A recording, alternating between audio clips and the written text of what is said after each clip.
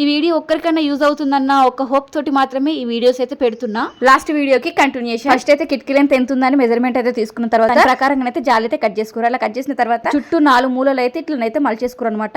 ఇట్లా మలుసుకున్న తర్వాత డైరెక్ట్ కిటికీకి పెట్టేసి మూలలు కొట్టేస్తే ఫిక్స్ గా ఉంటది కదా అన్నట్టు ఇట్లనైతే వేస్తున్నారు. ఒక జాలి అట్లా ఫోల్డ్ చేసేసుకున్న తర్వాత మిగతా అన్ని కిటికీలకు కూడా సేమ్ అదే ప్రాసెస్ అయితే ఫాలో అయ్యారు. పార్ట్ 2 వీడియోలోనైతే 3 థమ్స్ అప్ బాటిల్ అయితే వచ్చినాయి అని చెప్పినాయి కదా, అది కిటికీ కోసమే యూజ్ చేసిండు. అవన్నీ థమ్స్ అప్ కట్ చేసుకున్నాం కదా, అది ఫస్ట్ పెట్టేసిన తర్వాత దాని పై నుండి మూల కొట్టినాం అనుకోండి జాలికి అయితే డ్యామేజ్ ఉండదు కదా అన్నట్టు ఇట్లనైతే ప్లాన్ చేసారు అనమాట మా ఊళ్ళో. దీనికోసమే 3 థమ్స్ అప్ బాటిల్స్ అయితే వచ్చినాయి అనమాట. ఆయన కట్ చేస్తున్నాడు కదా, అట్లా కట్ చేసుకొని మూలలకి సపోర్టింగ్ అయితే పెట్టిర్రు. జాలి పెట్టడానికి 2-3 రకాలుగానైతే అనుకున్నామని చెప్పినా కదా ఫస్ట్ వీడియోలోనైతే. అయితే ఫస్ట్ ఇన్ఫ్రాడ్స్ ఉంటాయి కదా, అట్లా 4 మూలలు అయితే పెట్టేసి జాలి పెడదాం అనుకున్నాం. అది కూడా నచ్చలేదు.